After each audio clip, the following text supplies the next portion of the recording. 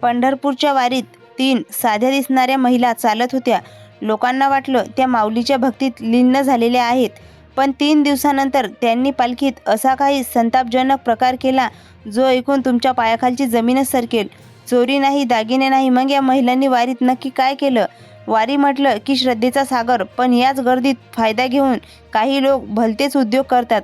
एरवी आपण ऐकतो की वारीत महिलांचे दागिने किंवा पैसे चोरीला गेले, पण या तिघींनी जो प्रताप केलाय त्याचा अंदाज कोणी स्वप्नातही लावू शकणार नाही.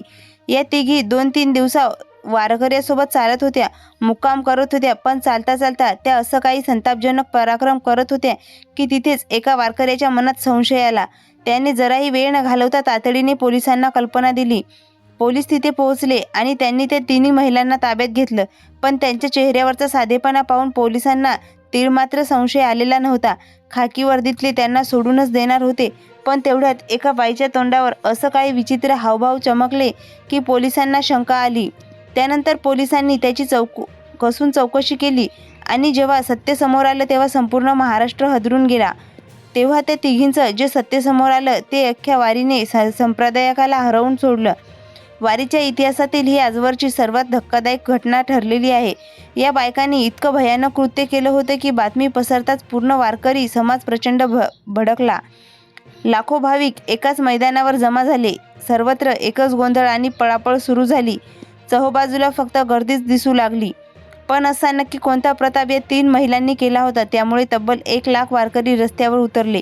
सगळीकडे एवढा हाहाकार उडाला आणि पोलिसांच्या संताप त्या तिघींचा भयंकर चेहरा उघड झाला. चला तर मग जाणून घेऊया. खरं तर या थरारक प्रकरणाची सुरुवात झाली माऊलींची वारी निघाली तेव्हापासूनच. सर्वत्र आनंदाचं आणि भक्तीचं वातावरण होतं, पण याच गर्दीत अचानक या 3 महिलांनी शिरकाव केला. त्यांचं राहणीमान अगदी ग्रामीण भागातून आल्यासारखं वाटत होतं.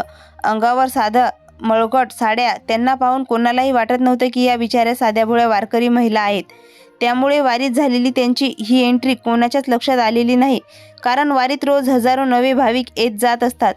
पण या महिलांच्या डोक्यात नक्की काय शिजत होतं त्याची कोणालाही काळोख करायला आलेल्या नव्हत्या. याची पुसटशी कल्पना कोणालाच नव्हती. त्यांना पाहून कोणाला संशय येण्याचं कारणच नव्हतं, कारण त्या इतक्या सामान्य वारकऱ्यासारख्याच दिसत होत्या. वारीच्या गर्दीत मोबाईल, पैसे किंवा सोन्याचे दागिने चोरीला जाणं हे आपण नेहमीच ऐकतो, पण या तिघींनी जे केलं त्यांचा विचार कोणी स्वप्नातही करू शकत नव्हतं. त्यांनी चोरी केली नाही, कोणाचं काही लांबवलं नाही, पण त्या असा काही भीषण प्रकार करणार होत्या जो वारीच्या इतिहासात सर्वात काळा डाग ठरणार होता. आणि याच भयानक हेतूने 3 महिला वारीत घुसल्या होत्या. ना दागिने चोरले, ना मोबाईल पळवले. मग नक्की काय केलं या महिलांनी ज्यामुळे लाखो लोकांची, वारकऱ्याची एकाच ठिकाणी गोळा झाले? वारी सुरू झाली. दिंडी रस्त्याने पुढे चालू लागली. या 3 महिला वारीतल्या एका जुन्या वयोद्ध मावशीच्या ओळख वाढवायला सुरुवात केली. त्या मावशी खऱ्या आणि भाविक वारकरी होत्या. या तिघी त्यांच्याशी गोड बोलू लागल्या. मावशी, काय चालतं? कुठून आलं? तुम्ही किती वर्षापासून वारी करताय? त्यातले एक जण म्हणाले, आम्ही सुद्धा गेले 3 वर्ष वारीत चालतोय. यंदा जरा निघायला उशीर झाला, पण माऊलीची दर्शनाशिवाय करमेना म्हणून धावत पळत आलो. दुसरी लगेच सूर लावत म्हणाली, हो ना मावशी, पांडुरंगाची ओढच अशी आहे की हातपाय आपोआप वारीच्या दिशेने वळतात. तिसरी लगेच विचारलं, तुम्ही या दिंडीत किती दिवसापासून चालताय? मावशी, नक्की कुठून आलाय? आता या खऱ्या वारकरी मावशींना सुरुवातीला थोडं अजब वाटलं. या 3 महिला अचानक कुठून टपकल्या आणि आपली एवढी चौकशी का करत आहेत अशी शंका त्यांच्या मनात चमकून लागली. कारण 3 महिला अचानक तिथं प्रकट झाल्या होत्या आणि त्यांच्या बोलण्याची ढब थोडी विचित्रच होती. कुठून आलात? कधीपासून वारी करताय? असे प्रश्न विचारताना त्यांच्या डोळ्यात वेगळीच चमक दिसत होती. या वृद्ध वारकरी मावशींना क्षणभर वाटलं की कदाचित या चोऱ्या करत असतील, म्हणून त्यांनी लगेच हाताने आपल्या गळ्यातल्या मंगळसूत्राची आणि मोबाईलची खात्री करून घेतली. पण त्यानंतर त्या महिलांनी इतक्या आपुलकी बोलायला लागल्या की मावशीचा संशय पार उडूनच गेला. त्यांना वाटलं की आपल्यासारख्या साध्या भाविक महिला आहेत. यामुळे मावशींनी विश्वासाने आपल्या दिंडीबद्दल, गावाबद्दलची सगळी माहिती त्यांना देऊन टाकली. मावशींना पूर्ण खात्री पटली होती की यात चोर तर नक्कीच नाहीत. इथं कोणाला शंका येत नव्हती की त्या काही चुकीचं करू शकणार म्हणून. पण खरं तर तिघींच्या डोक्यात भलतंच काहीतरी शिजत होतं. पुढे जाऊन त्या कोणाचा काळोख करणार होत्या याची कल्पना कोणालाच नव्हती. त्यानंतर त्या महिलांना पुढे चालू लागल्या. थोड्या वेळाने त्यांनी वारीतल्या एका दुसऱ्या महिलेच्या बाजूला घेतलं आणि म्हणाल्या, मावशी, आम्ही या दिंडीत नवीनच आलो. आमची मुख्य दिंडी चुकली आणि ती खूप पुढे निघून गेली. आणि बरोबर इथंच त्यांनी आपला खरा डाव टाकला. त्या म्हणाल्या, आम्ही सकाळी लवकर उठून निघालो होतो, पण आम्ही रस्ता चुकलो. आता आमची दिंडी नक्की कुठे आहे तेच कळत नाही. त्यातली एक जण म्हणाली, हो मावशी, चाललोय. पाय दुखायला लागलेत. आमची दिंडी पुढे निघून गेली आहे. तिथे पोहोचण्यासाठी आता आम्हाला गाडीने जावे लागेल, पण गाडीचा जाण्यासाठी आमच्याकडे पैसेच उरले नाही. दुसरी लगेच म्हणाली, आम्ही खूप घाबरलो मावशी, नक्की काय करावं तेच समजत नाही. तुम्ही काही मदत करू शकता का? आणि तिसऱ्या महिलेने तर थेट डोळ्यात पाणीच आणलं आणि ती रडक्या आवाजात म्हणाली, आम्हाला फक्त आमच्या दिंडीपर्यंत जायचं आहे, पांडुरंगाचं दर्शन घ्यायचं आहे. हे ऐकल्यावर त्या वारकरी मावशीला त्याची खूप दया आली. त्यांचा थकलेला साधाभोळा अवतार पाहून तिने आपुलकीने त्यांना 200 रुपये दिले आणि पांडुरंग पाठीशी आहे असा धीर दिला. पैसे मिळताच त्या महिलांनी मावशीला आशीर्वाद दिला आणि पुढे निघाल्या. वारीत या पवित्र वातावरणामुळे कोणालाही त्यांच्या मनात शिजणाऱ्या भीषण कटाची पुसटशी शंकाही आली नाही. त्या महिला साध्या चोऱ्या करणाऱ्या नव्हत्या, त्यामुळे कोणाला संशय येण्याचा प्रश्नच नव्हता. त्यांच्या मनात वेगळाच काळोख शिजत होता. मावशीला गळा घातल्यानंतर त्या तिघी पुढे गेल्या. आता त्यांनी पुरुषांना गाठायला सुरुवात केली. डोक्यावर तुळशीची टोपी आणि गळ्यात विणा. एका वारकरी बाबांना त्यांनी अडवलं. आपली दिंडी चुकायला आणि सकाळपासून उपाशी असल्याचा बचाव रचला होता. पाय दुखत असल्याचं सांगून पैशाची मदत मागितली. त्या वारकऱ्याला त्यांची दया आली आणि त्याने लगेच 500 रुपये हातावर ठेवले. पैसे घेऊन देवाचे आभार मानत त्या पुढे निघाल्या. बघा, त्या कोणत्याही खिशात हात घालत नव्हत्या, कोणाचे दागिने ओढत नव्हत्या किंवा मोबाईल चोरत नव्हत्या. तर त्या अगदी विनवाणी करून पैसे मागून घेत होत्या. मग असं काय वाईट करणार होत्या ज्यामुळे वारीच्या इतिहासातील सर्वात भयानक घटना घडणार होती? त्यानंतर त्या महिला थोड्या पुढे गेल्या आणि काही अंतरावर चालल्यानंतर त्यांनी आणखी एका पुरुषाला थांबवलं. त्यातली एक जण म्हणाली, आम्ही खूप अडचणीत आहोत माऊली. आमची दिंडी हरवली आहे. पुढे जायला काही साधन नाही. तुम्ही मदत करू शकता का?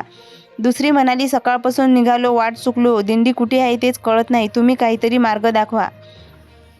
तिसरी म्हणाली, आम्ही खूप लांबून आलो. आमच्याकडे पैसे उरलेले नाहीत. तुम्ही थोडी मदत केली तर तुमचे खूप मोठे आभारच होतील. पण यावेळी तो पुरुष थोडा विचार करू लागला. त्यांच्या मनात क्षणभर शंका आली की इतका वेळ कोणीही यांची दिंडी सापडली नाही. असं कसं झालं? हे थोडे विचित्र वाटत होतं. पण या 3 महिला भलत्याच हुशार होत्या. त्यांनी जागोजागी लोकांकडून पैसे उकळले आणि वारीत मिसळून गेल्या. भजन कीर्तनात नाचल्या. दुपारच्या महाप्रसाद इतर वारकऱ्यांशी इतक्या मिळून मिसळून वागल्या की कोणाची संशय टिकला नाही. सगळ्यांना त्या खऱ्याखुऱ्या वारकरीच वाटत होत्या. पण त्यांच्या डोक्यात एक खूप मोठा डाव शिजत होत्या. आणि संध्याकाळ झाली. मुक्कामाच्या ठिकाणी पालखी दर्शनासाठी तुफान गर्दी जमली होती. याच गर्दीचा आणि गोंधळाचा फायदा घेत त्यांनी महिलांची मंगळसूत्र लांबवायला सुद्धा सुरुवात केली होती. पण एक मंगळसूत्र ओढताना तिथल्या 2 मुलांनी एका महिलेला रंगेहात पकडलं. तिची चोरी उघडकीस येताच पोलिसांनी तातडीने त्या तिघींना ताब्यात घेतलं. पकडल्या गेल्यावर त्यांनी हातातलं सोनं खाली फेकून दिलं. आरडाओरडा केला, आगाऊ केला आणि त्यांची खरी ओळख उघडी पडली आणि चोऱ्यांचा हा संपूर्ण डाव पुरता उधळला गेला. मित्रांनो, या संपूर्ण धक्कादायक घटनेनंतर एक सतर्क नागरिक आणि वारकरी म्हणून आपण वारीत जाताना कोणती काळजी घ्यायला हवी हे सांगणं खूप गरजेचं आहे. या काही सोप्या गोष्टी पाळल्या तर तुमच्यासोबत किंवा घरातील मोठ्या माणसासोबत अशी फसवणूक कधीच होणार नाही. पहिली महत्त्वाची गोष्ट म्हणजे वारीत किंवा मोठ्या गर्दीत जाताना सोने चांदीचे महागडे दागिने घरी सुरक्षित ठेवा. आजकाल वारीमध्ये चोऱ्यांच्या अनेक टोळ्या सक्रिय होत आहेत, ज्या साध्या वारकऱ्यांचा आव आणून फिरत असतात. त्यामुळे गळ्यातली सोन्याची साखळी, मंगळसूत्र किंवा महागड्या अंगठ्या प्रवासात घालणं पूर्णपणे टाळा. अगदीच हौस असेल तर हुबेहूब दिसणारे आर्टिफिशियल किंवा गॅरंटीचे दागिने वापरा, जेणेकरून मोठं आर्थिक नुकसान होणार नाही. दुसरी गोष्ट म्हणजे आपल्या मौल्यवान वस्तूची काळजी. वारीत चालताना मोबाईल आणि पॉकेट नेहमी पुढच्या खिशात किंवा छातीवर लावलेल्या बॅगेत ठेवा. बॅग कधीही पाठीवर अडकवू नका, कारण गर्दीतच मागून चेन उघडून सामान लांबवण्याचं चोरांसाठी खूप सोपं असतं. तिसरी आणि सर्वात महत्त्वाची गोष्ट, वारीत कोणती अनोळखी व्यक्ती अचानक खूप आपुलकीने दाखवू लागली किंवा दिंडी चुकवल्या बनाव करून पैसे मागू लागली तर लगेच भावूक होऊन खिशातून पैसे काढू नका. वारीत प्रत्येक दिंडीची स्वतःची व्यवस्था असते. अन्नक्षेत्र असतात आणि पोलीस मदत केंद्रही असतात. खरोखरच कोणी अडचणीत असेल तर त्यांना जवळच्या पोलीस चौकशीत किंवा दिंडी प्रमुखांकडे घेऊन जा. स्वतःचे थेट पैसे देणं टाळा. आणि शेवटी, जर वारीत चालताना कोणत्याही हालचाली संशयास्पद वाटला तर शांत न बसता लगेच आजूबाजूच्या वारकऱ्यांना गोळा करा आणि पोलिसांना माहिती द्या. तुमची एक छोटीशी दक्षता अनेक भोळ्या भाबड्या वारकऱ्यांचं मोठं नुकसान होण्यापासून वाचवू शकते. आता खाली कमेंट बॉक्समध्ये नक्की सांगा की तुमच्यासोबत किंवा तुमच्या ओळखीच्या कोणासोबत वारीत असा चोरीचा किंवा फसवणुकीचा प्रसंग घडला आहे का? आणि अशा चोरांना नक्की काय शिक्षा झाली पाहिजे? कमेंटमध्ये नक्की सांगा. हा व्हिडिओ जास्तीत जास्त वारकरी बांधवांपर्यंत शेअर करा.